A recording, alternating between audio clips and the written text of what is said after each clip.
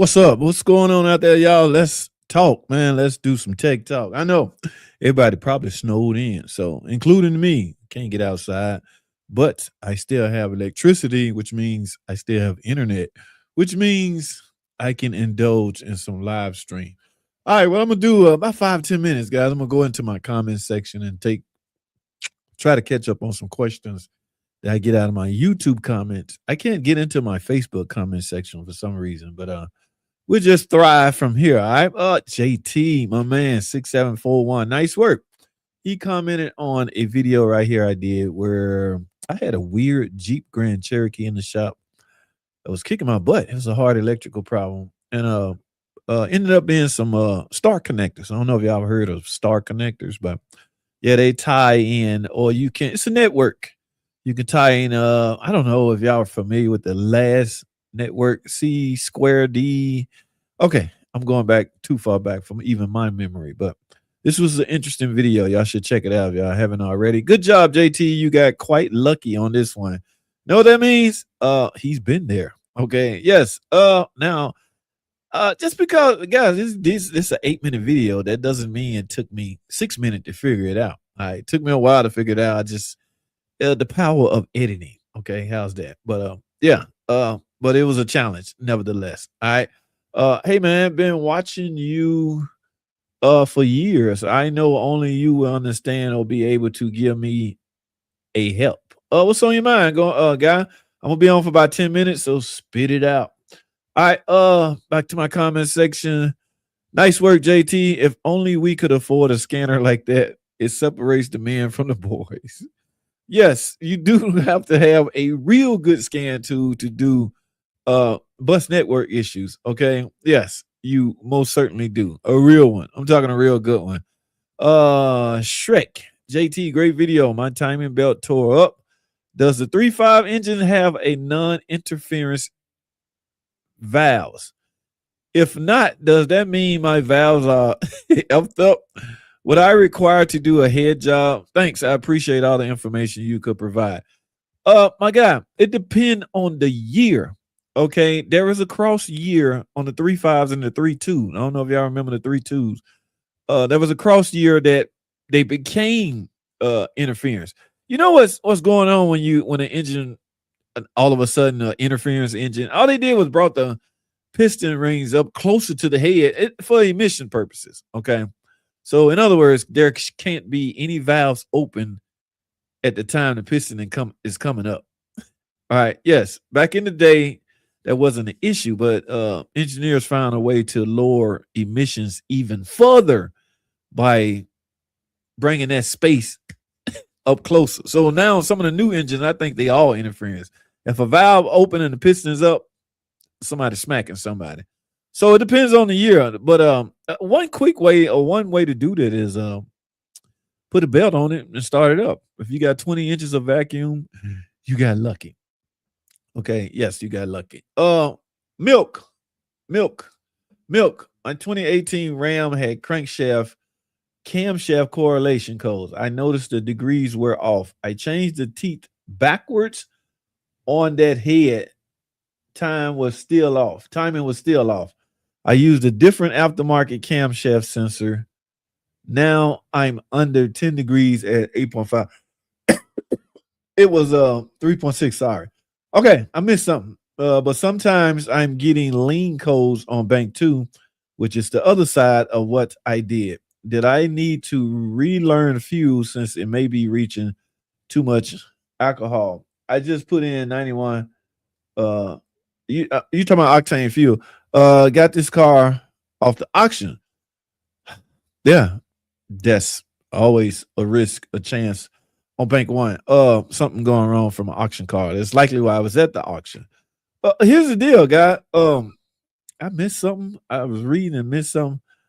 Okay, let me try this again. 2018 Ram had crankshaft, camshaft correlation codes. It's a 3.6 Pentastar. I noticed the degrees were off. I changed the teeth. How you change the teeth backwards on that head? What am I missing here? You change the degrees. No, you change the teeth backwards on that head.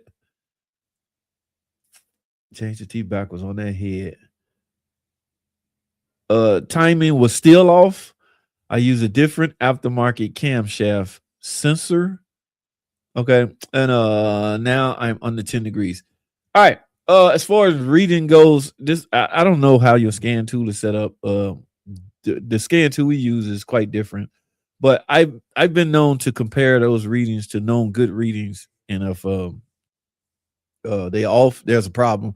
Now you left off mileage because mileage play a role in this. If you got extremely high mileage, your cam phasers could be what be throwing your timing off. Okay, if the pin is not locking the way it should, you're gonna have timing issues, and you're gonna set camshaft codes. You may the correlation between the cam and crank may not be there. That code may not be there, but you definitely will set cam and crank code. And timing, of course. I mean, you can look at vacuum and see how much vacuum that engine is pulling. 20, we below sea level, so between 18 and 21 maybe. But for the most part, every time I see a P0016, or not the P0116 or the any kind of cam sensor code, I'm going straight for that for those cam phasers. Okay. I just am. I'm one of those guys that replacing cam phaser. If I'm inside the engine and your engine has over 100,000 miles, I'm replacing those cam phaser. All right. They're just there because there is no such code that will lead a mechanic to such a part. There's no cam phaser bad code. There's no code that says that a part is bad. That's why mechanics got to put their thinking cap on and see which part has control over which circuit. Okay, if you're 100% sure it's not a wiring problem or a wiring circuit, then yeah, it's a hardware issue, such as a cam phaser in the event you have a timing issue. All right, what are the chances of the timing chain stretch causing that? Slim to none. All right, now the only other two parts. I mean, you got timing chain guides in there that could create some slack and give you some issues. Hell, you even got all gallery plugs that, when work loose, will throw that reading off. Okay, so there's a whole bunch of things. Now I'm gonna come from a political standpoint. Here's what you got to do, or here's what you should do, based off manuals inside of Chrysler's book and all that stuff. Number one thing is oil pressure. You gotta know that your oil pressure is up to par. Look, if your oil pressure low or you low on oil, it's a variable valve timing engine. If your oil pressure low, all bets off. Nothing on this engine is gonna run correct if your oil pressure low and and in your and if your oil level low. If your oil level low, your oil pressure gonna be low. So now the most visual thing you can look at and verify is oil level, but you can't visually verify your oil pressures on point. You know why? Because nobody has the damn special tool that you need to properly check oil pressure. I'm not talking about looking at your instrument cluster, because that reading is based off your oil pressure sensor. What if your sensor going whack? Okay, I don't trust no sensor when I really want to know a reading. I'll use that as base, but y'all know how you check oil pressure. You're supposed to unscrew the oil pressure sensor and screw your gauge into the same port that you remove your oil pressure sensor and read your pressure. The only problem with that is it's a Pentastar. That oil pressure sensor is on the rear of the oil cooler. You can't get back there. All right. So they made an adapter in the form of an oil filter cap. Just drill your hole. I made me one. I got to make a video on it. It's going to come out. Drill your hole in the top of a spare oil filter housing cap. Screw your gauge in there. You now have an oil pressure tester. Again, if oil pressure low, nothing else matters. So that's got to be number one thing you need to verify. And number two, depending on your mileage, if you got extremely high mileage, those cam phasers are likely giving you problems. There's no way around it. Now, I know I'm talking from a hypothetical standpoint because I'm not giving you a route to verify this stuff. And I'm gonna be honest with you, sometimes I don't do it. I've done enough to the point where, yeah, okay, here we go again. But yeah, when I'm speaking about it, I need to be able to communicate properly on a certain way to do certain things. So yeah, from that standpoint, but oil pressure is crucial, and those cam phasers likely giving you problems. How do you check that? The degrees. I mean, some data that will show the degrees and things like that. comparing numbers from one side to another, making sure your vacuum is on point. 20 inches of vacuum, you pretty much in time. But cam phasers are funny like that, man. They some timing. All right. They little weird creatures that gonna give you problems if you're not familiar with the system. I use different, so it was a 365. What's up, Evelyn Rodriguez? How you doing? All right. Sometimes on bank one. What is this? What kind of car? Did I leave? Did I miss that part? Oh, it was a Ram. You said Ram, right? 20. Oh yeah, Ram. Ram. Bank one. Bank one on the passenger side. Bank one is flex fuel, E85, or could it be a stretch change? Stretch change from the standpoint of a guide causing slack. Actual physical stretch change, no, not highly unlikely, but a guide could be, in fact, the layout of the guide pieces could be missing, causing your change to lose slack. And a lot of this is based off if you got I still don't see mileage on this thing. But if it's extremely high mileage, then yeah, anything is possible at that point. This is what my friend told me. He's great. Or bank one, change them rotation to the right. I was like 17 degrees of it moves 23 degrees per toot. 150K. That's a lot of miles. A lot can go on in 150K. Oil gallery plugs can back out. Hell, at 80K. Yeah. So, but back to my point, verifying oil pressure, it all starts with that because this is a variable valve time engine. I changed the cam. You change the cam phasers. Okay. When you put new cam phasers on it, surely you verified the oil gallery plugs was on point. Could it be the wheels on the camshaft itself? Yes. Now, out of all that reading, I can't remember if you said you put new cam phasers on it. I mean, new camshafts on it. Camshaft's going to come with the tone wheel. All right. So if I've heard of people getting camshafts off Amazon and eBay, tone wheel is out of whack, causing these issues, or stress change. No, stress change is likely unlikely. Highly unlikely. A walked tone wheel is possible, big time possible. It can throw off your degrees, especially if you're in time. Now you mentioned you replaced the what parts are you using? Where are you getting these parts? Are these Mopar parts? Because all bets off if they're not Mopar parts. All right, or stress change. I did that first because of you, brother. Do you eat Snickers upside down to feel the veins? What? Oil pressure is good. Okay. If your oil pressure good, you can move on to the next phase, which is verifying now that your time is on point. And in fact, how are you gonna verify? Do you have the tool to verify if that tone wheel has walked?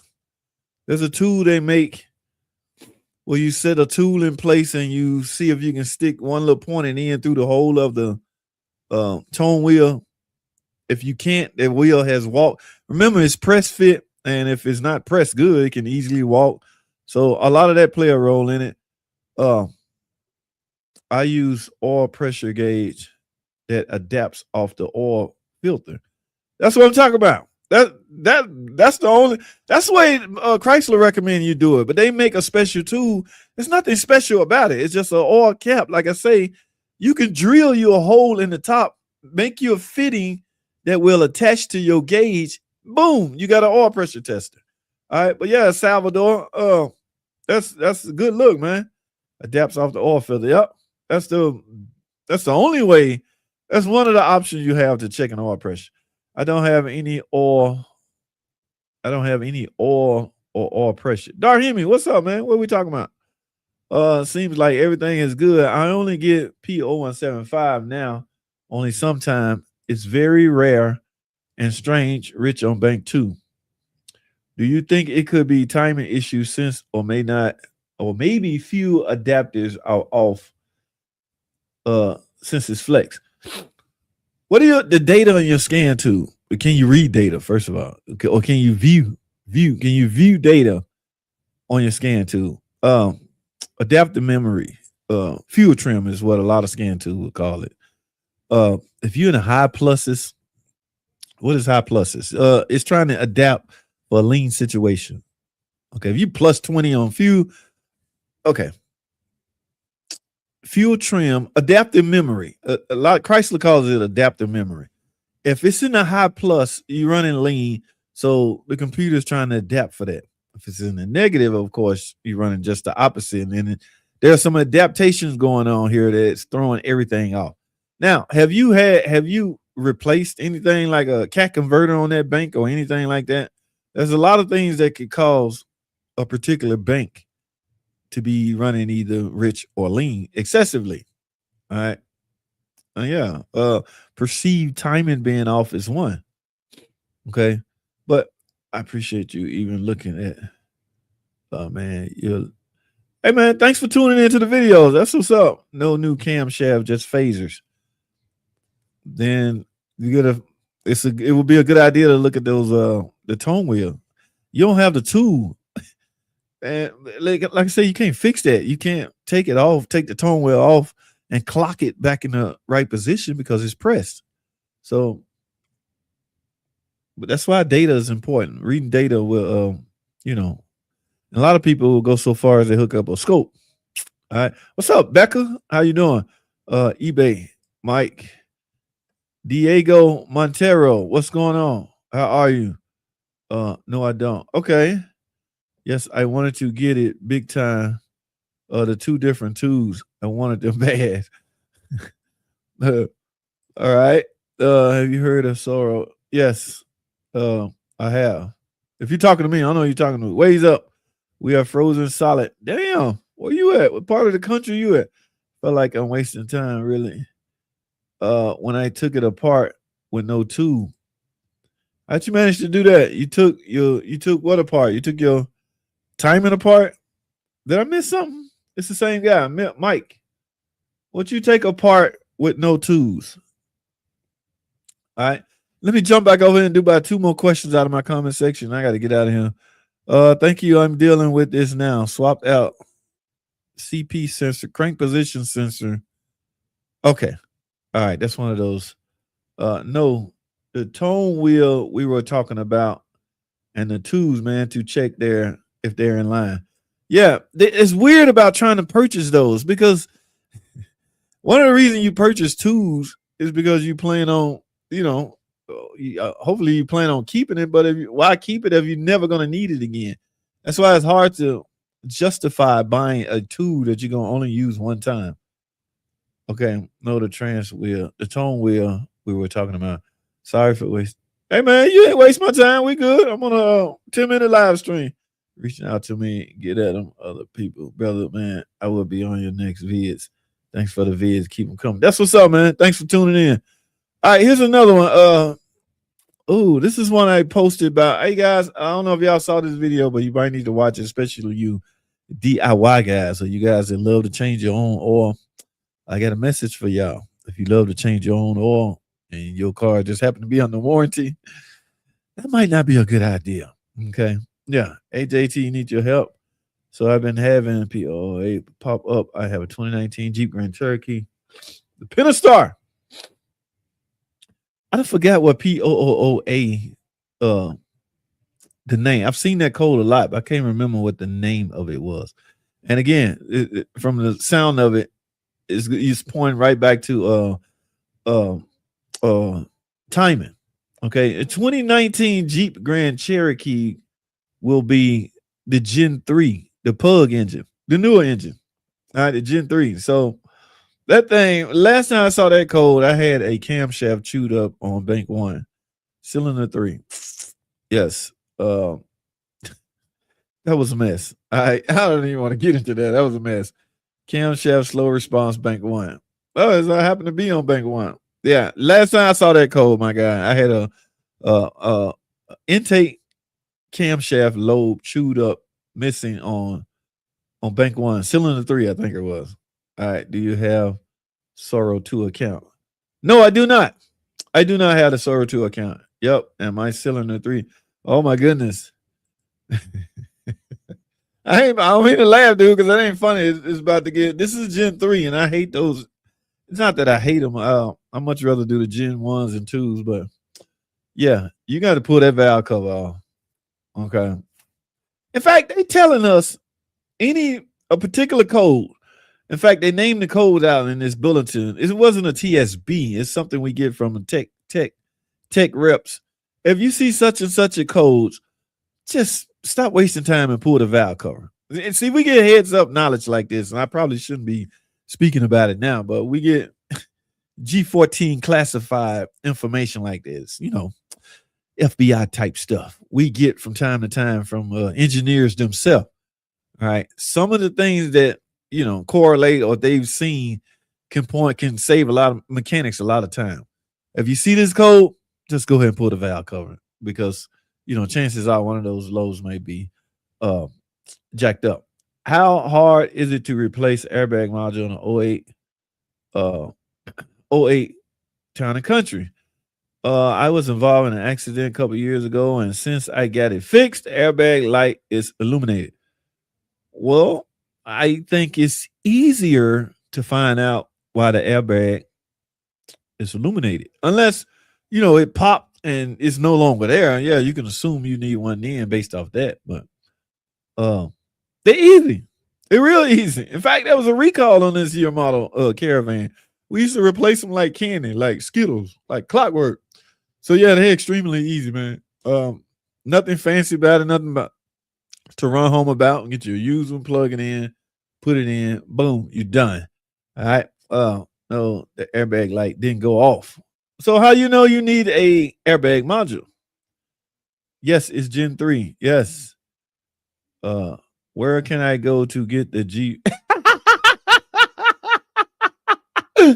That's FBI type stuff, man. Well, I just say, man, I just told you, man, that is classified G14 classified information. All right. Yeah. FBI type stuff. That is confidential. All right. Only a selected few can hear this information.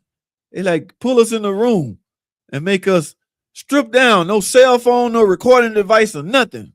And we just start talking. It's got to stick with us because we can't write it down and remember it. Remember, it's confidential G14 classified. So, yeah, you can only hear this sneakingly from me. All right. Yeah. So if I don't feel pressured or don't feel nobody watching me, sometimes it'll slip out of my mouth accidentally and I just be talking, but the airbag didn't go off. I wondered if it was a recall thing. It was a recall on the 08s. Call a dealer, give them your VIN. They can pull it up and let you know right offhand. If you haven't been to a dealership in a long time, you probably got one. They probably don't even make them no more, especially on the 08 model. It was an assumption. I tend to do my own repairs on my vehicle, so I seek. That's what's up. Ain't nothing wrong with that, doing your own work. In fact, I applaud that. If you're capable of doing such work, go for it. All right? Yeah, go for it. That used to be one of my biggest thrills. I do my own damn work. All right, guys, that's my cue. That's my time. I appreciate it. I only wanted to do about 10 minutes, and I accomplished that. All right, so I got to go. Thanks for watching.